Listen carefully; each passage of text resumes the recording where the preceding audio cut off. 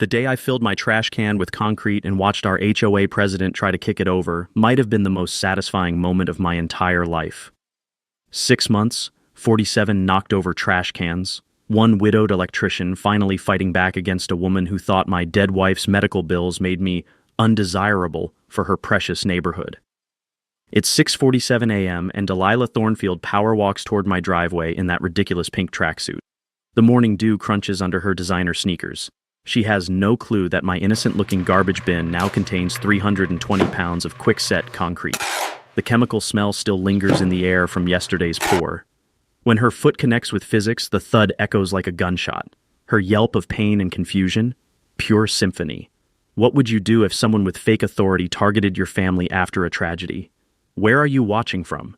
Drop a comment. I bet your HOA nightmares are just as insane. My name's Marcus Rivera, and 3 years ago, I thought I'd found the perfect place to heal. Pinecrest Meadows looked like something out of a Norman Rockwell painting. Tree-lined streets, manicured lawns, and that small-town America vibe that makes you believe good neighbors still exist. I'd just buried my wife Sarah after a 2-year battle with pancreatic cancer. The medical bills had eaten through our savings like termites through wood. When the insurance company finally settled and the bankruptcy court released our liens, I had exactly enough for a modest down payment on a ranch house in this quiet subdivision. Somewhere my 16-year-old daughter Chloe could finish high school without watching her dad stress about money every 5 minutes. Every morning, I'd sit on my deck with black coffee, listening to cardinals chirping in the towering pines that gave our neighborhood its name. The smell of pine needles mixed with fresh morning air was like therapy I couldn't afford. Simple, peaceful. Everything we needed after watching cancer steal the strongest woman I'd ever known. Pinecrest Meadows had 127 homes and a homeowners association that collected $180 monthly. Nothing fancy, just basic lawn maintenance and snow removal. Most residents were decent folks, young families, retirees, blue-collar workers like me who'd earned their slice of suburban paradise through overtime and medical debt. Then I met Delilah Thornfield. Picture the human embodiment of every HOA horror story you've ever heard. Perfectly styled blonde hair that never moved in wind, makeup applied with surgical precision at 6 a.m., and outfits that cost more than my monthly truck payment. She lived in the biggest house on the corner lot, one of those mini mansions with a circular driveway and enough outdoor lighting to guide aircraft. Delilah had been HOA president for 3 years, and she took that volunteer position more seriously than most people take actual jobs. She drove a white Lexus SUV that she washed twice weekly and carried a leather portfolio everywhere like she was negotiating peace treaties instead of measuring grass height. Here's the thing about inherited money. It makes people think they're qualified to judge who belongs in their neighborhood. Delilah had never worked a manual labor job, never stressed about medical bills, never had to choose between fixing the water heater or buying groceries. That was obvious from her soft hands and the way she flinched when my work truck's diesel engine rumbled past her morning power walks. What I didn't know yet was that property records and bankruptcy filings are public information, and some people make it their hobby to research new neighbors. 3 weeks after moving in, I learned about Delilah's morning routine the hard way. Tuesday was trash pickup day. Standard protocol: roll your bin to the curb Monday night, city trucks collect at dawn. Simple enough for a guy who'd been following garbage schedules since high school. I placed my regulation black bin at the curb Monday evening and headed to work Tuesday morning. When I came home that afternoon, I found trash scattered across my driveway like someone had detonated a garbage bomb. Broken glass crunched under my boots. The stench of rotting food mixed with diesel fumes from the morning pickup made my eyes water. Must have been an accident, I thought. Maybe the truck's mechanical arm grabbed wrong. These things happen. The following Tuesday, same story. Trash everywhere, bin knocked over, mess to clean up. By the 3rd week, I was starting to see a pattern that made my stomach turn. None of my neighbors seemed to have this problem, just the widowed electrician with the beat-up work truck. That's when I started paying attention. Delilah's power walk happened every Tuesday at exactly 6:45 a.m. Pink tracksuit, designer sneakers, wireless earbuds pumping what I assumed was motivational podcasts about crushing undesirable neighbors through proper subdivision management. Her route took her past 12 houses, including mine. The 4th Tuesday, I positioned myself at my kitchen window with coffee and watched the show.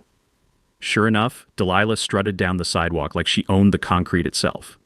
When she reached my trash can, she glanced around quickly, then hip-checked it with a casual bump that sent the bin tumbling into the street. 43 other bins along her route remained perfectly untouched. I'd been targeted, and something told me this was just the beginning. Being targeted by a petty tyrant teaches you one thing fast. Documentation is everything. So I did what any reasonable person would do in 2025. I bought a Ring doorbell camera. The installation took me 20 minutes. The satisfaction of knowing I'd catch Delilah red-handed, priceless. I aimed that little digital eye right at the street, perfectly legal on my own property, and waited for Tuesday morning like a kid waiting for Christmas. I didn't have to wait long. The following Tuesday, at 6:47 a.m. sharp, my phone buzzed with a motion alert. There was Delilah in all her pink tracksuit glory, power walking down the sidewalk with the confidence of someone who thought she was untouchable. I watched through the live feed as she approached my trash can, glanced around with all the subtlety of a shoplifter, and delivered a perfectly executed hip check that sent my bin flying into the street. The camera caught everything in glorious 1080p HD. Her face, the deliberate motion, even the little satisfied smirk she wore as she continued her walk like nothing happened. I had her dead to rights. But here's where things got interesting, and by interesting, I mean absolutely infuriating. 3 days later, I received my first official HOA violation notice. Apparently, my surveillance equipment was creating an atmosphere of intimidation in the neighborhood.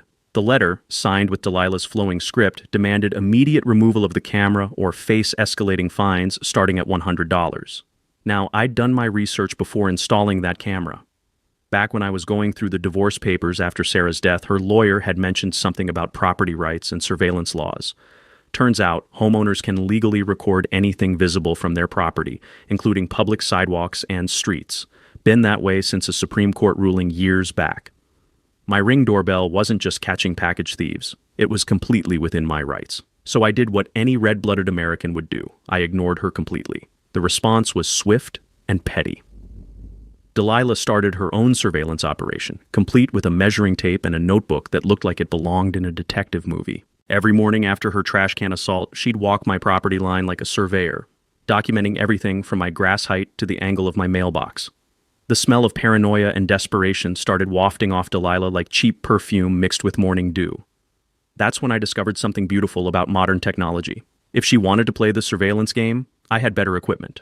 I installed 3 more cameras. The additional angles captured her morning routine in stunning detail.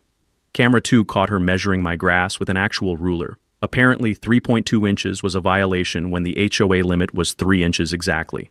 Camera 3 recorded her photographing my daughter's car, which she claimed was parked crooked in my own driveway. Camera 4, my personal favorite, showed her timing my Christmas lights with a stopwatch to prove they stayed up until January 8th instead of coming down New Year's Day. You know what's funnier than watching a grown woman measure grass with a ruler at 7 a.m.? Watching her do it while 3 cameras document every obsessive second. But I wasn't just collecting evidence. I was doing homework. Late nights after Chloe went to bed, I dove into HOA bylaws, state regulations, and property law. That's when I stumbled across something interesting in the county recorder's office. Delilah had never filed the required annual treasurer reports for the past 3 years. I remembered reading about this during my own financial troubles. Most states require HOA boards to file annual financial disclosures with the State Corporation Commission, and missing these filings can void the HOA's legal authority entirely. I started asking innocent questions on our neighborhood Facebook group. Hey neighbors, can anyone help me understand HOA financial transparency requirements? Just trying to be a good community member. The post seemed harmless enough, but it triggered something unexpected. Other residents started asking their own questions about where their monthly dues were going. Delilah's reaction was immediate and nuclear. She called an emergency HOA board meeting for the following Thursday. The agenda had exactly one item: disruptive resident behavior and surveillance overreach. Only 12 residents showed up out of 127, which should tell you something about how much people cared about Delilah's manufactured crisis. The meeting was held in the community center that smelled like industrial coffee and broken dreams. Delilah sat at a folding table with 2 other board members, an elderly couple who looked like they'd rather be anywhere else, and a working mom who kept checking her phone. "We're here tonight," Delilah announced with the gravity of someone declaring war, "to address the concerning behavior of our newest resident who has created an atmosphere of intimidation through excessive surveillance equipment." I let her talk for 15 minutes. She painted me as some kind of paranoid newcomer with a grudge against community standards. She mentioned my suspicious background and financial instability. She even suggested that my cameras were making other residents uncomfortable in their own neighborhood. When she finally finished her performance, I opened my laptop and played the video. 47 seconds of Delilah deliberately destroying my property, set to the gentle sounds of morning birds chirping. The room went dead silent except for the hum of fluorescent lights and someone's uncomfortable cough. "Mrs. Thornfield," I said, closing the laptop with a satisfying click. "I installed these cameras because someone keeps vandalizing my trash can. Now I know who." The elderly board members shifted in their seats. The working mom put down her phone. Delilah's face turned the same shade as her morning tracksuit. That's when I met my first ally. After the meeting ended, a woman approached me in the parking lot. Gladys Kowalski, 74 years old, retired elementary school teacher with silver hair and eyes that had seen too much neighborhood drama. She waited until Delilah's white Lexus disappeared around the corner, its engine purring like a satisfied cat. "She's targeting you because of your wife's medical bills," Gladys said quietly, her weathered hands clutching a faded purse. "Public records show the bankruptcy filing. Delilah thinks families with medical debt bring down property values." The smell of her lavender perfume mixed with the evening air as she explained Delilah's pattern. Last year, she'd forced out a single mother by filing dozens of violations until the woman couldn't afford the fines. The year before that, an elderly man on a fixed income sold his house below market value just to escape the harassment. "She researches every new resident like she's the FBI," Gladys whispered. "Looks for vulnerabilities, then exploits them systematically." I thanked Gladys and drove home with my head spinning. This wasn't about trash cans. It was about systematic harassment of anyone Delilah deemed undesirable for her perfect neighborhood. The next morning, I decided to fight back with information. I created an anonymous survey titled Pinecrest Meadows Community Satisfaction and spent the weekend going door to door with Gladys as my unofficial guide. What we discovered made my stomach churn like bad coffee. 8 residents had received excessive violations in the past 2 years. The pattern was crystal clear: single parents, elderly folks on fixed incomes, and blue-collar workers like me. Meanwhile, Delilah escalated her own game. She'd apparently made friends with her cousin's husband, who worked for city code enforcement. Suddenly, I received a violation notice from the city, not the HOA, claiming I'd performed unlicensed electrical work on my property. The reference? That outdoor outlet I'd installed for Christmas lights, the same one that had triggered her stopwatch timing. The fine was $500 plus a mandatory inspection fee. The taste of bitter defeat filled my mouth as I read the notice, but then my electrician brain kicked in. Here's the thing about selective enforcement. I'd learned during my research into property law after Sarah's medical bankruptcy that targeting specific residents while ignoring identical violations elsewhere can constitute harassment under civil rights law. The key was proving the pattern, which meant more homework. I spent my lunch break at the county recorder's office, pulling electrical permits for the entire neighborhood. What I found was poetry in motion. 90% of homes had similar violations, including Delilah's outdoor kitchen installation that she'd bragged about on Facebook. I printed copies of every permit violation in the neighborhood and highlighted the inconsistencies. Then I did something that would have made my high school debate teacher proud. I documented everything and waited. Delilah, meanwhile, had started her own photography war. Every morning after the trash can incident, she'd return with a professional camera, documenting my property like she was shooting for Better Homes and Gardens. The clicking sound of her camera shutter became part of my morning routine, along with the cardinals chirping and the rich aroma of dark roast coffee. So I started photographing her photographing me. Picture this: 2 middle-aged people having a paparazzi battle over lawn maintenance while the morning dew still clung to perfectly manicured grass. I'd stand on my deck with my phone while she crouched behind her mailbox with a telephoto lens. The neighborhood kids found it hilarious and started mimicking our behavior, pretending to be nature photographers stalking suburban wildlife. Even my daughter Chloe got in on the joke. "Dad, you and the HOA lady are trending on TikTok," she said one evening, showing me a video some teenager had made set to dramatic music. "They're calling it the Great Pinecrest Photography Wars." But Delilah wasn't laughing. Her social media campaign had begun. She created a Facebook group called Pinecrest Safety Watch and started posting about concerning surveillance behavior and aggressive newcomers who threatened community standards. She shared screenshots from my Ring camera, which she'd somehow obtained illegally, claiming they showed intimidation tactics. The group gained 23 members, mostly her friends from the country club who didn't even live in our neighborhood. That's when Chloe dropped a bombshell that made the hair on my neck stand up. "Dad, that HOA lady sent friend requests to like half my classmates' parents," she said over dinner, her voice tight with worry. "She's asking questions about our finances, whether you work steady hours, stuff like that." The smell of our spaghetti dinner suddenly turned my stomach. I realized Delilah was building a case for something bigger than violations and fines. She was gathering ammunition for a character assassination that could destroy my business and force us out of the neighborhood. The next morning, she made her biggest mistake yet. Delilah filed a formal complaint with the police, claiming I was harassing her through surveillance and making her fear for her safety during morning exercises. When Officer Martinez arrived at my door that afternoon, I was ready with my laptop and 47 videos of Delilah destroying my property. The officer watched 3 clips, shook his head, and closed his notebook. "Sir, you might want to consider filing counter charges for vandalism." As he drove away, I saw Delilah watching from her window, her perfectly made-up face twisted with frustration. She was running out of legal options, which meant she was about to get desperate, and desperate people make fatal mistakes. Delilah's desperation manifested in the most predictable way possible. She went straight for my wallet. The next HOA newsletter arrived with a bombshell announcement. Monthly dues were increasing from $180 to $220, effective immediately, for enhanced security measures. Below that, a new rule requiring all exterior modifications to receive board approval, complete with a $100 application fee. And here's the kicker. The rule was retroactive, meaning my doorbell camera now owed $500 in unapproved modification fees. Late fees would compound daily at $25 each. I could smell the desperation wafting off that newsletter like burnt coffee on a Monday morning. Delilah was bleeding money on lawyer fees and needed to recoup her losses by squeezing the residents. The beautiful irony? She was proving my case about financial fraud with every bogus fee she invented. That weekend, I did what any electrician with too much time and a grudge would do. I researched HOA financial records. State law required boards to provide financial disclosure within 30 days of written request.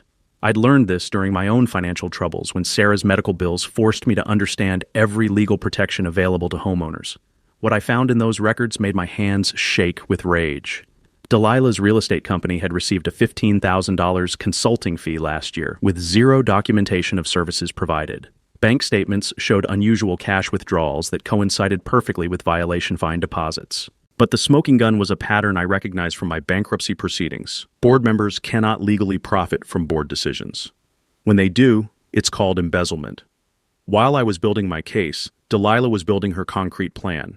Every Tuesday morning, she performed her trash can ritual with the precision of a Swiss watch. My Ring cameras had documented her route, timing, and methodology across 17 weeks. She arrived at 6:47 a.m., approached from the east, and delivered her hip check with her right side while maintaining plausible deniability. The woman was obsessive, predictable, and about to learn a hard lesson about physics. The inspiration struck during a job site conversation. I was installing electrical panels in a new office building when the concrete crew started joking about immovable objects. Their mixer truck rumbled past, leaving that distinctive smell of wet cement and aggregate dust in the air. "You know what would stop someone from kicking your trash can?" The foreman laughed. "Fill it with concrete. Let them try to move that sucker." Newton's third law suddenly became my favorite scientific principle. But Delilah wasn't finished with her financial warfare. The following week brought her nuclear option, a formal lien against my house for unpaid fines and fees, totaling $2,347. The paperwork threatened foreclosure proceedings if payment wasn't received within 30 days. I called Gladys immediately. Her voice carried the weight of someone who'd seen this playbook before. "She's done this twice," Gladys said, her words barely audible over the phone's static. Forced families to sell below market value to settle their HOA debts. The buyers were always her real estate clients. The scam was elegant in its simplicity. Create bogus violations, pile on fees, threaten foreclosure, then swoop in with below-market offers through her real estate connections. She wasn't just stealing from the HOA, she was manipulating property values for personal profit. That night, I sat in my garage planning the concrete operation while the smell of motor oil and old paint cans filled my nostrils. 6 bags of quick-set concrete would create approximately 320 pounds of immovable justice. I calculated the physics.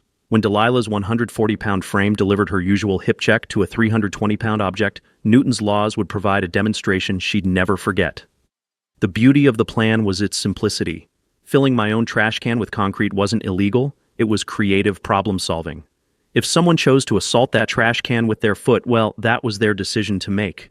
I researched concrete suppliers and mixing ratios, learning that quick-set formula would cure in 24 hours. The timing had to be perfect. Pour Monday evening, let it cure overnight, and wait for Tuesday morning's regularly scheduled vandalism. Meanwhile, Delilah's harassment had attracted unwanted attention from the community. Our informal coffee meetings had grown from 3 residents to 15, all sharing stories of selective enforcement and financial irregularities. The pattern was undeniable. She targeted anyone she perceived as vulnerable or undesirable. But she'd made one crucial miscalculation. She'd targeted an electrician who understood systems, documentation, and the beautiful simplicity of cause and effect. More importantly, she'd underestimated the power of a father protecting his daughter's stability after everything we'd already lost. Monday night arrived with crisp autumn air, carrying the scent of fallen leaves and possibility.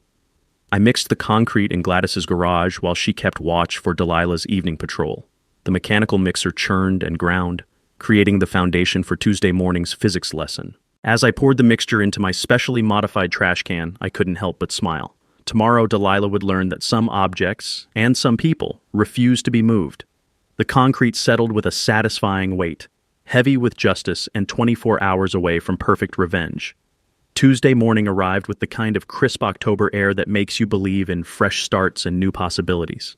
But the real revelation came later that afternoon, when Gladys knocked on my door carrying a cardboard box that would change everything.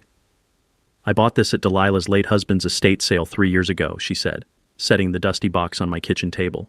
"Never looked through it until yesterday. Thought it was just old books and papers."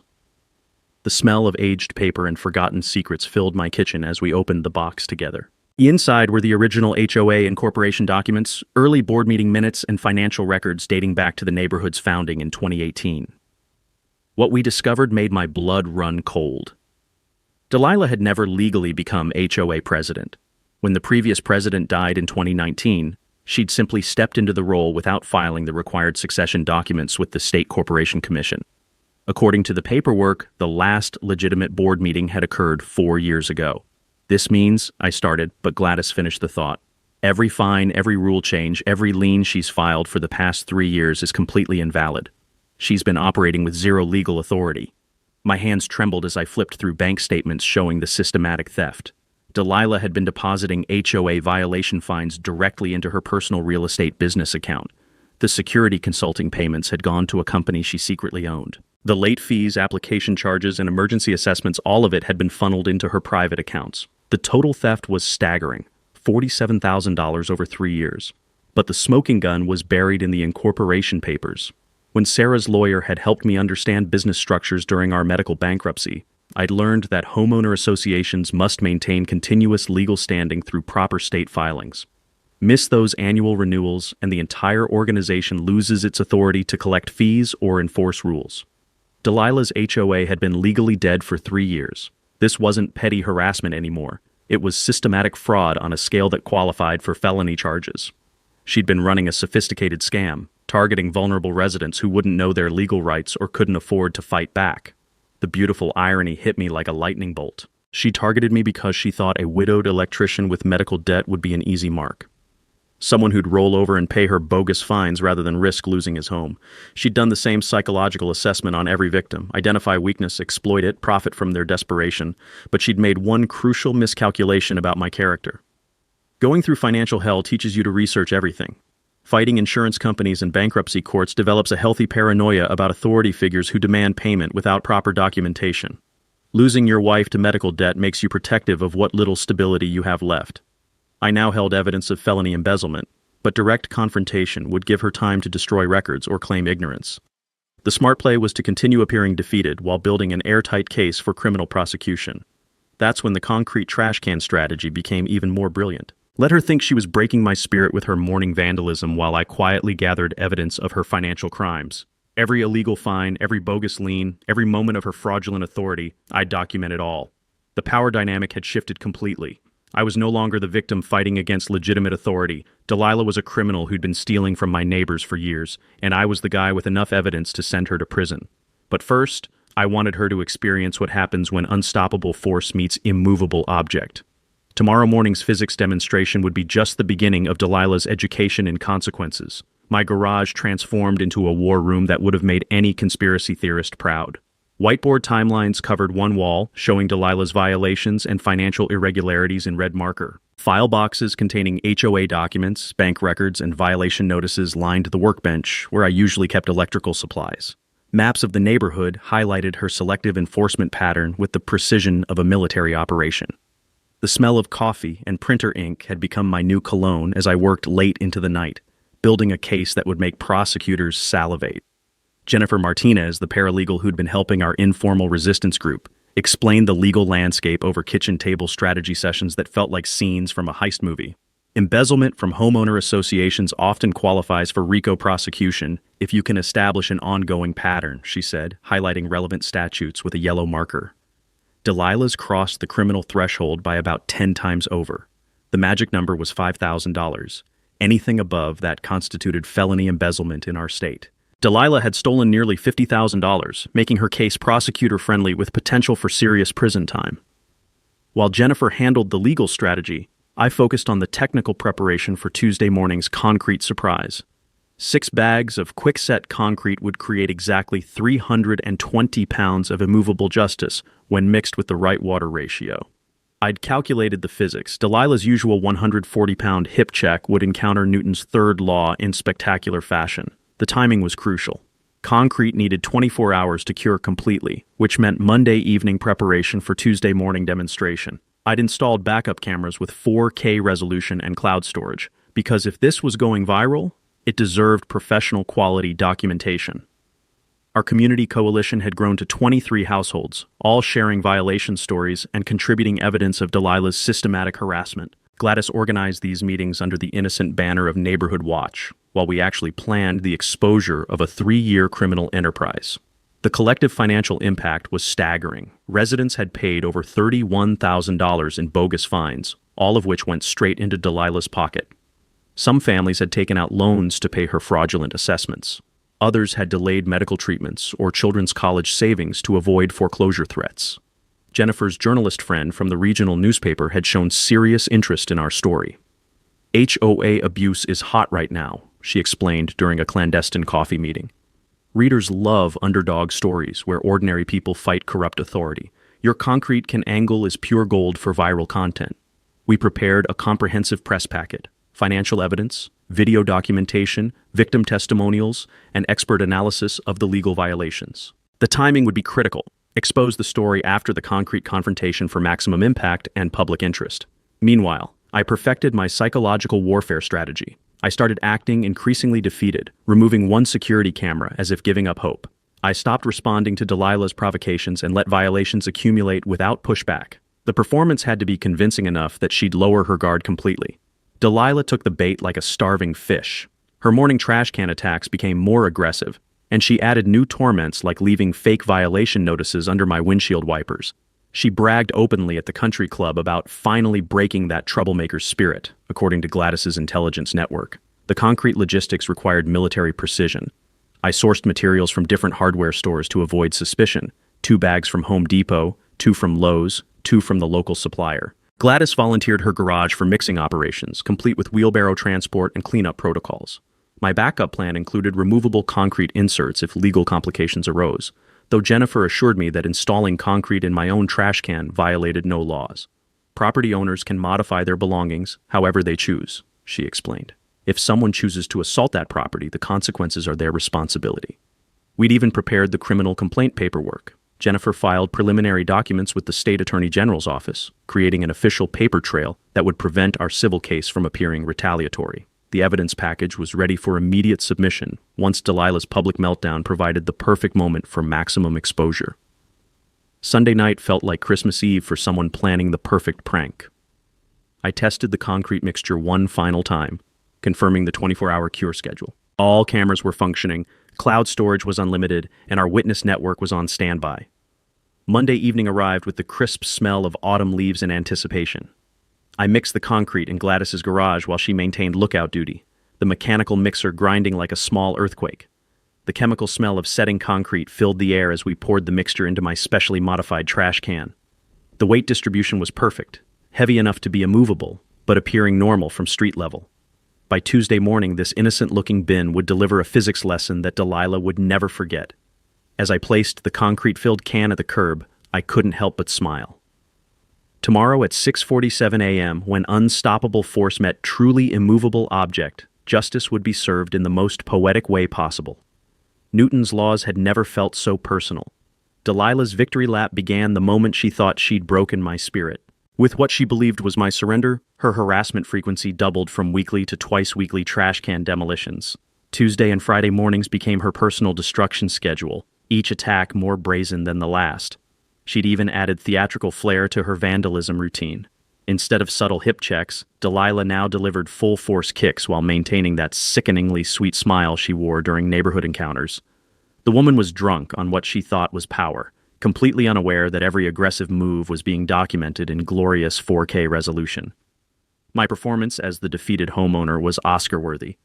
I stopped cleaning up scattered trash immediately, letting the mess sit for hours as visible proof of my supposed broken spirit. Violation notices accumulated on my door without response. I avoided eye contact during neighborhood encounters and let my shoulders slump like a man who'd given up fighting. The neighbors started whispering concerns about my mental health, which was exactly the reaction I needed. Even Chloe worried about my sudden personality change, though I'd quietly explained the strategy during one of our late-night kitchen conversations.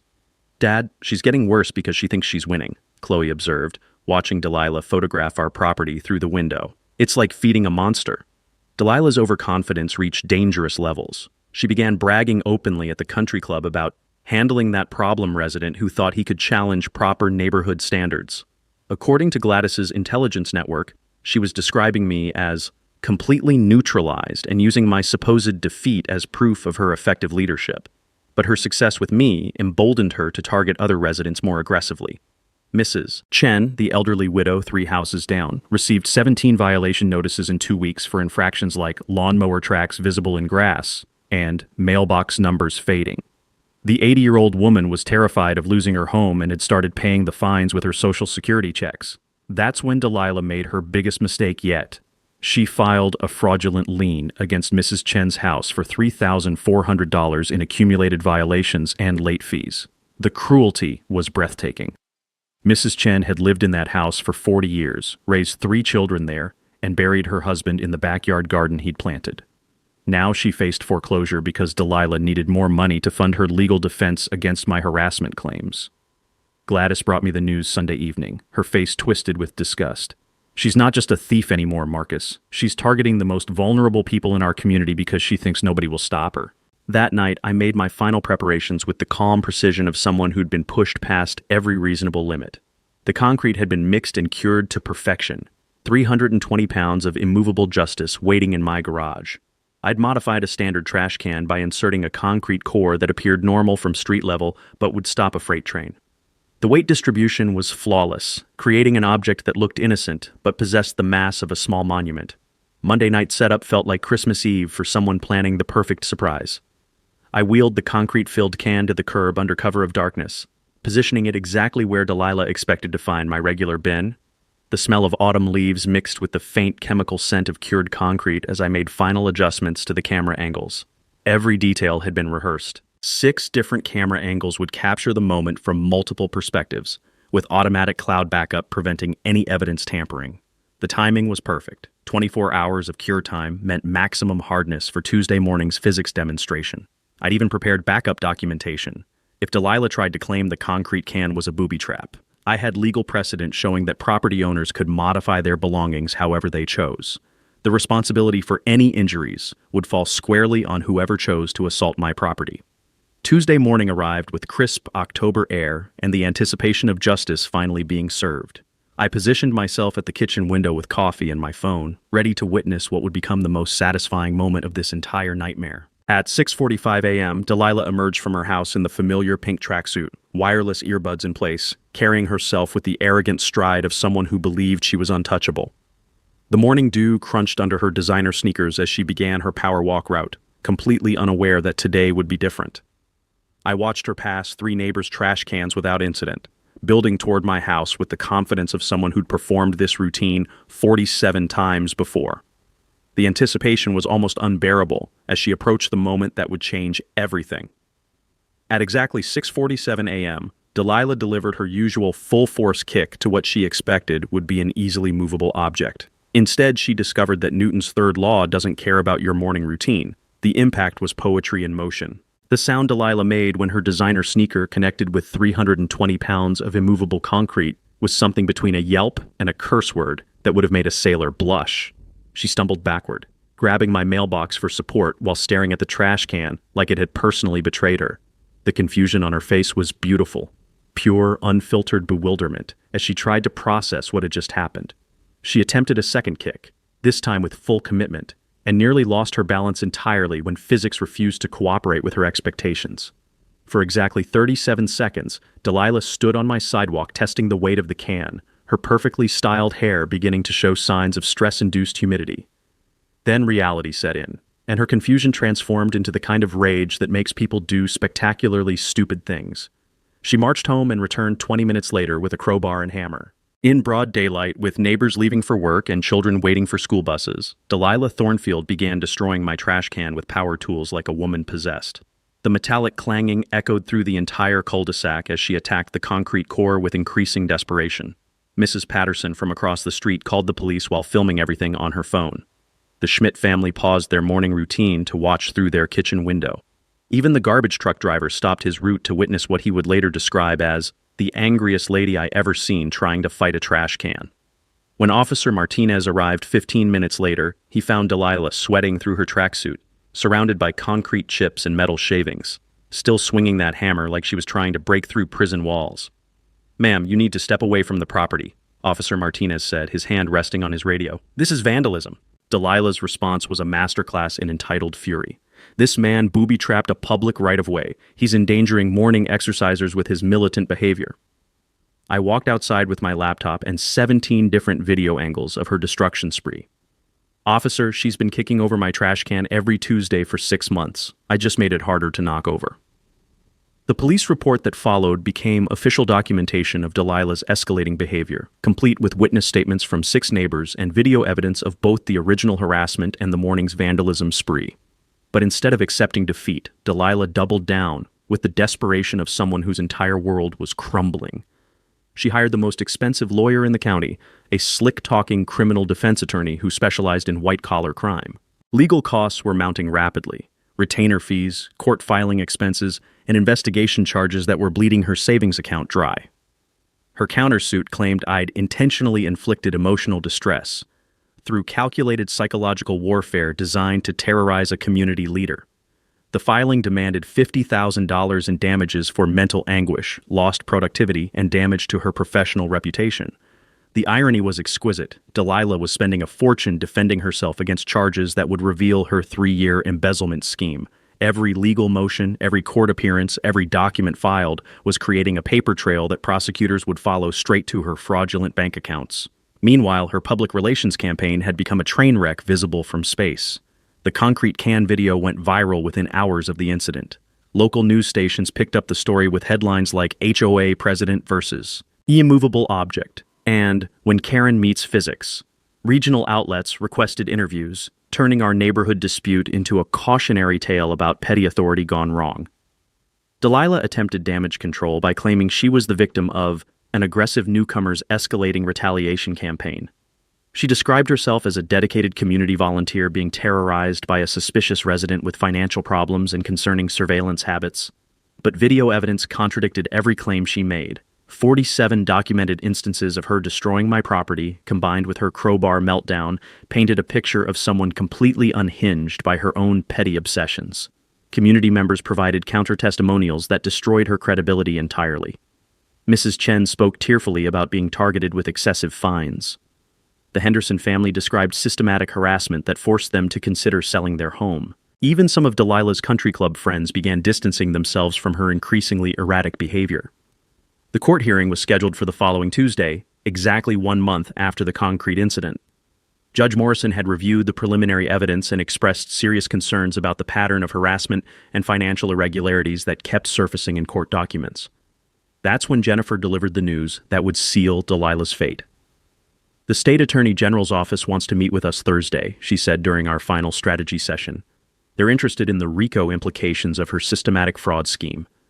Federal prosecutors were now involved. What had started as a neighborhood dispute over trash cans had revealed a sophisticated criminal enterprise that robbed dozens of families over multiple years. As I prepared for the court hearing that would expose everything, I couldn't help but appreciate the poetic justice. Delilah's obsession with knocking over my trash can had led her to knock over her entire life. Sometimes the universe has a sense of humor about karma. Tuesday morning arrived with the kind of crisp autumn air that makes courtrooms feel like theaters, and Pinecrest County Courthouse had never seen a show quite like this one. By 9 a.m., the parking lot looked like a neighborhood block party gone wrong, 43 residents had shown up to support me, while Delilah arrived with a legal team that cost more per hour than most people made in a week. The local news crews were having a field day. Channel 7's Community Watchdog segment had set up cameras outside, interviewing neighbors about HOA abuse while B-roll footage of my famous concrete trash can played on repeat. The story had legs, David versus Goliath, but with property law and physics instead of slingshots. Inside the courtroom, Judge Morrison looked like a man who'd rather be anywhere else than mediating a dispute between a concrete trash can and a woman having a very public nervous breakdown. The fluorescent lights hummed overhead while court stenographer fingers clicked away, documenting what would become the most entertaining municipal court case in county history. Delilah's lawyer, a $500 per hour shark named Bradley Wainwright, opened with theatrical flair that would have impressed Shakespeare. He painted me as a dangerous vigilante who'd weaponized construction materials against an innocent morning exerciser. According to his version of events, I was a mentally unstable newcomer with financial problems who'd created booby traps to terrorize community leaders. Your Honor, Wainwright declared with practiced indignation, my client simply attempted to participate in healthy morning exercise when she encountered a deliberately concealed concrete obstruction designed to cause injury and intimidation. The performance was impressive until he made the mistake of showing security footage that Delilah had illegally obtained from my Ring camera. Judge Morrison's eyebrows shot up like warning flags when Jennifer immediately objected to evidence obtained through criminal trespass of digital property. Where exactly did your client acquire plaintiff's private security footage? The judge asked, with the tone of someone who already knew the answer wouldn't be good. That's when Jennifer requested permission to present broader context regarding a pattern of systematic harassment and financial fraud. The judge allowed expanded testimony, and our real show began. I took the witness stand with a laptop containing 17 months of documentation, video after video of Delilah destroying my property, measuring my grass with rulers, timing my Christmas lights with stopwatches, and photographing my daughter's car like she was conducting surveillance on a terrorist cell. The courtroom started murmuring when I reached video number 37. By the time I played the crowbar destruction footage, people were gasping audibly. Judge Morrison watched every clip with increasing incredulity, occasionally shaking his head like he couldn't believe what he was seeing, but the nuclear bomb was still coming. Jennifer presented the HOA financial fraud evidence with the precision of a prosecutor dismantling a criminal enterprise. $47,000 in stolen funds, fake board authority, systematic targeting of vulnerable residents, and fraudulent liens designed to force property sales below market value. The courtroom went dead silent except for the air conditioning cycling and someone's nervous cough when the scope of Delilah's 3-year crime spree became clear. That's when Delilah lost whatever remained of her composure. "This is ridiculous," she shrieked, jumping up from the defendant's table. "I've sacrificed everything for that ungrateful community.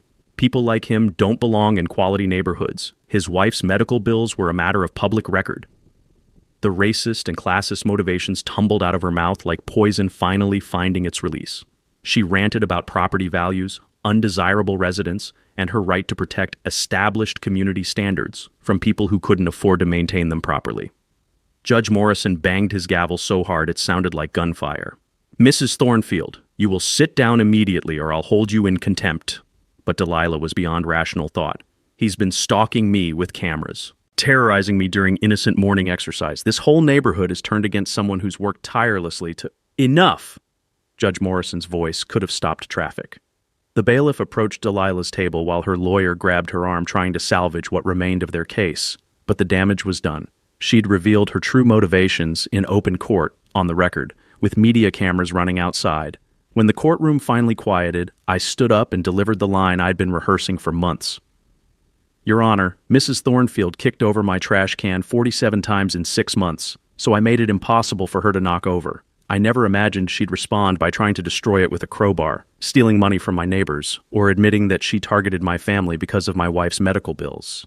The judge dismissed Delilah's case immediately, ordered full restitution for my property damage, and referred the financial fraud evidence to the state attorney general for criminal prosecution. He also issued a restraining order, protecting me from any further harassment. Outside the courthouse, reporters captured Delilah's final meltdown as she screamed at news cameras about ungrateful neighbors and conspiracy theories involving concrete manufacturers. Justice had been served, and it was delicious.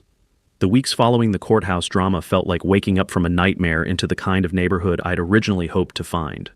Delilah pleaded guilty to embezzlement charges rather than face a public trial that would have exposed even more of her criminal behavior. 18 months of community service, 5 years probation, and $94,000 in restitution, double damages plus legal fees that would keep her paying for years. Her real estate license was suspended permanently, her husband filed for divorce, and the house with the circular driveway went up for sale within a month. Sometimes karma works faster than concrete cures. The concrete trash can became our neighborhood's unofficial landmark. Kids dared each other to try moving it during their bike rides home from school. The UPS driver started using it as a reference point for giving directions. "Turn left at the famous concrete can," he'd tell confused delivery partners. "Trust me, you'll know it when you see it." We dissolved the corrupt HOA immediately and formed a voluntary neighborhood association focused on actual community improvement instead of petty enforcement. No fines, no liens, no measuring grass with rulers. Just neighbors helping neighbors, the way it should have been from the beginning. Our first project was a children's playground funded by Delilah's restitution payments. Watching kids laugh and play on equipment bought with stolen money that was finally returned felt like the universe balancing its books. The sound of children's laughter mixed with the smell of fresh mulch and new beginnings. Marcus Rivera Electrical became the most recommended contractor in 3 zip codes after the story went viral. Turns out, people love hiring the guy who outwitted an HOA tyrant with physics and patience. My business doubled within 6 months, allowing me to finally set aside money for Chloe's college fund, something Sarah would have loved. But the most meaningful change was personal. I'd learned that standing up to bullies doesn't always require confrontation. Sometimes it means standing your ground, literally, and letting their own actions reveal their true nature. The concrete can taught me that some things in life need to be immovable. Your principles, your family's security, and your refusal to let petty tyrants steal your peace. The Sarah Rivera Memorial Scholarship launched with our first community barbecue, funded by media interview payments and a GoFundMe that raised $23,000 in 2 weeks. The scholarship supports children who've lost parents to medical debt, helping them afford college despite financial hardship. It felt like turning our worst experience into something that could prevent other families from suffering the same loss. Gladys became our unofficial neighborhood historian, documenting the whole concrete can saga for posterity. "Someday," she said while organizing photos from the courthouse drama, "your grandchildren will ask how you defeated the neighborhood dragon. You'll tell them you used concrete and cameras instead of swords and shields." Even Chloe benefited from the experience. Her college application essay about learning resilience from my father's trash can earned her early admission to 3 universities. She wrote about watching quiet determination triumph over loud intimidation, and how sometimes the best revenge against bullies is building something better than what they tried to destroy. A year later, the young family who bought Delilah's house threw a block party to celebrate their first anniversary in the neighborhood. Their twin boys immediately gravitated toward the concrete can, using it as home base for elaborate games of tag. The irony was beautiful.